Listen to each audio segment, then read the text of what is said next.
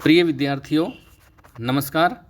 मैं doctor B R. Shastri, सह आचार्य संस्कृत, बाबू शोभाराम राजकीय कला महाविद्यालय अलवर।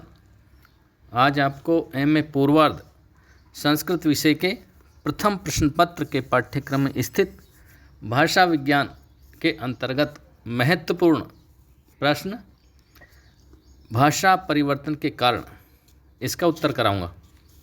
ये प्रश्न परीक्षा की दृष्टि से बहुत महत्वपूर्ण है, क्योंकि ये मुख्य प्रश्न भी आ सकता है अथवा इस पर टिप्पणी भी आ सकती है। इसको आप अच्छी तरह से तैयार कर लें। इसका उत्तर इस प्रकार है, क्योंकि संसार में हर वस्तु या पदार्थ में परिवर्तन आना स्वाभाविक है। हर वस्तु पदार्थ यहाँ परिवर्तनशील है। उसी प्रकार भाषा भी परिवर्तनशील है। भाषा में निरंतर परिवर्तन होते रहते हैं।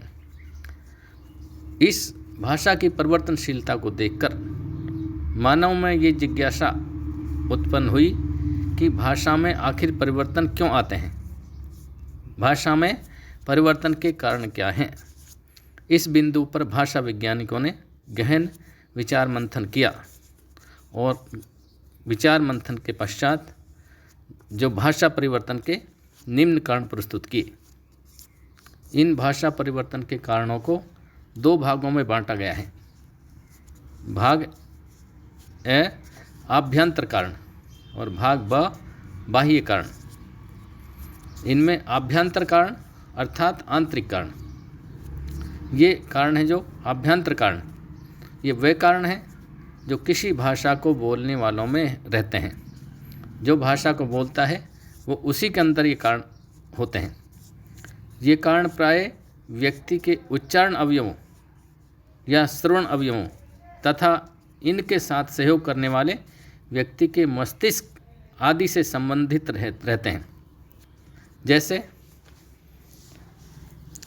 अब जो आभ्यंतर कारण हैं उनमें भी ये हैं, उनके कारण भी ये हैं कि अनुकरण की अपूर्णता पहला, क्योंकि ये बोलने वाले के मस्तिष्क में रहते हैं, मस्तिष्क से संबंध रखते हैं या उसके आभ्यंतर प्रयत्नों से संबंध रखते हैं। इसके भी कारण ये हैं। पहला है आभ्यंतर कारण का पहला कारण अनुकरण की अपूर्णता। मनुष्य भाषा को अनुकरण करके सीखता है। जब अनुकरण अपूर्ण रहता है तो भाषा में परिवर्तन आ जाता है।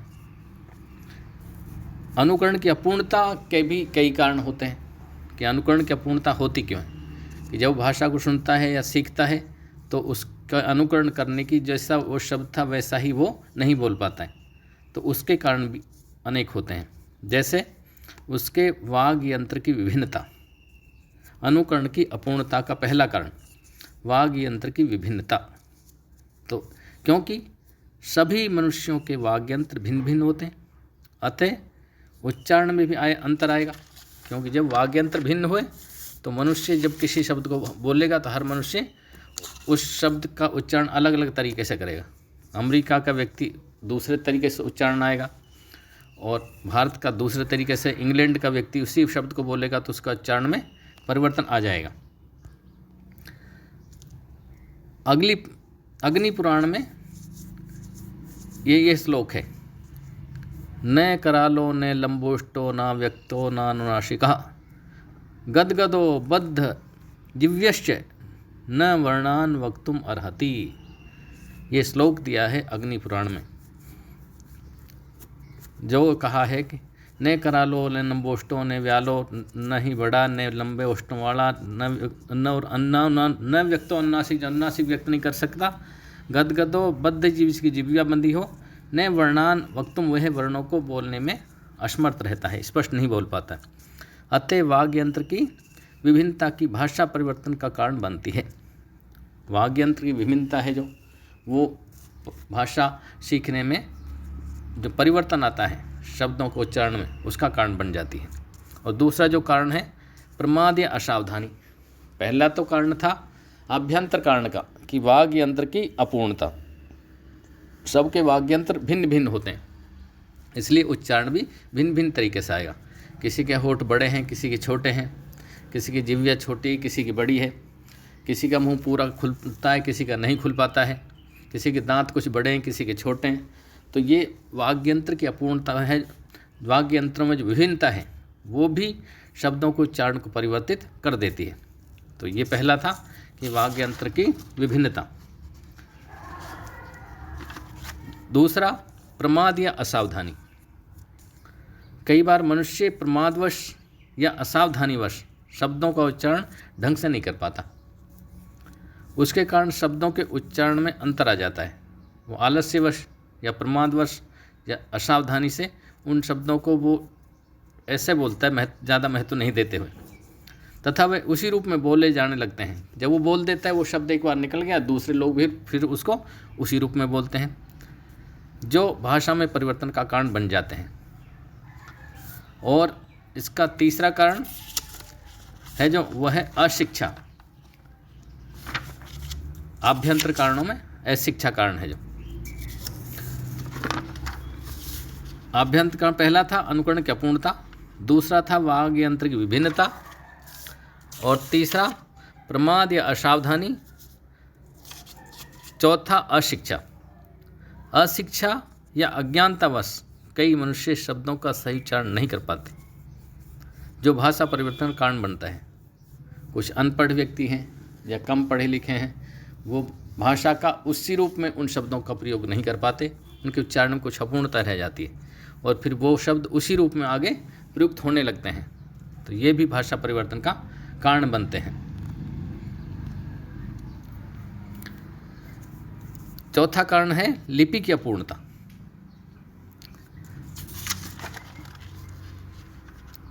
और लिपि की अपूर्णता, एक भाषा जब दूसरी भाषा की लिपि में लिखी जाती है तो उसका उच्चारण भी बदल जाता है। तो ये भी कारण है। अब है प्रयत्न लाघव। पहला अनुकरण की अपूर्णता के कारण थे कि अनुकरण की अपूर्णता क्यों होती है। उसमें अनुकरण की अपूर्णता में हमने दिए थे, एक तो वाग्य यंत्र की विभिन्नता। अनुकरण की जो अपूर्णता क्यों होती है, अनुकरण करके आदमी को शब्द को उसी रूप में क्यों नहीं बोल पाता, उसमें कारण था पहला वाग्य यंत्र की विभिन्नता। पहले हमने इसके दो भेद किए, आभ्यंतर कारण और बाह्य कारण। अभी आभ्यंतर कारण कौन कौन से, उनमें पहला था अनुकरण की अपूर्णता। इस अनुकरण की अपूर्णता में भी जो कारण है वो है वाग्य यंत्र की विभिन्नता। कि अनुकरण की अपूर्णता क्यों है, उसका कारण क्या है, वाग्य यंत्र की विभिन्नता। और दूसरा कारण है प्रमाद या असावधानी, तीसरा है अशिक्षा, और चौथा कारण था लिपि की अपूर्णता। ये कारण थे अनुकरण की अपूर्णता के, कि अनुकरण की अपूर्णता क्यों होती है, उसके कारण थे। इस कारण अनुकरण में अपूर्णता रह जाती है। ये 5 कारण इसके थे, जिसमें वाग्य यंत्र की विभिन्नता, प्रमाद या असावधानी, अशिक्षा, लिपि की अपूर्णता। अब है दूसरा कारण, भाषा परिवर्तन का दूसरा कारण है जो अब ये आभ्यंतर कारणों, वो है प्रयत्न लाघव। ये आभ्यंतर कारणों में पहला कारण जो था वो तो था अनुकरण की अपूर्णता।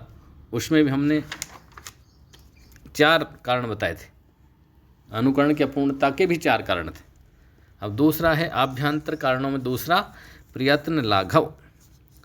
मनुष्य का स्वभाव है कि वह प्रत्येक कार्य को कम से कम मेहनत करके करना चाहता है। वो हर कार्य में प्रयास ये करता है कम से कम प्रयास करना पड़े, ज़्यादा मेहनत नहीं करनी पड़े। तो इसी प्रकार भाषा को बोलते समय मनुष्य कम बोलकर अपना अभिप्राय दूसरों को समझा देता है। वो प्रयास ये करता है कि बोला कम जाए और सामने वाला उसकी बात समझ भी जाए, इसलिए उन शब्दों को वो संक्षिप्त करके बोलता है। जो शब्द प्रयत्न लाघव के कारण संक्षिप्त बोला गया वे आगे उसी तरह भाषा में आ जाता है, तो वो भाषा परिवर्तन का कारण बन जाता है। उसने बहुत शॉर्ट बोला और सामने वाला समझ गया, आगे फिर दूसरे लोग भी उसको उसी तरह बोलेंगे। जैसे चतुर्वेदी को लोग चौबे बोलने लग गए तो वो चौबे आ गया, द्विवेदी को दुबे, भाई साहब को भैया बोलने लगे, 3 अनाज को तिनाजा, काग को काग, राजकुमार को राजू। ऐसे अनेकों शब्द हैं, भाषा में हजारों शब्द ऐसे हैं जो प्रयत्न लाघव के कारण शॉर्ट हो गए और छोटे बोले जाने लगे। तो ये प्रयत्न लाघव भी भाषा परिवर्तन का कारण बनता है। परिवर्तन लागू के परिणाम स्वरूप भाषा में अनेक विध परिवर्तन होते रहते हैं, जिसे ध्वनि परिवर्तन दृष्टि से आगम, लोप, विकार, वर्ण विपर्य, समीकरण, विषमीकरण तथा स्वर भक्ति आदि नाम दिए गए हैं। तीसरा जो कारण है भाषा परिवर्तन का, आभ्यंतर कारणों। आभ्यंतर कारणों का तीसरा मुख्य कारण मात्रा, सुर, बलाघात। शब्द में मात्रा, सुर तथा बलाघात के कारण भी भाषा में परिवर्तन आ जाता है। जैसे मात्रा का कारण कैसा आता है, कई बार शब्द में दो दीर्घ मात्राएं होती हैं।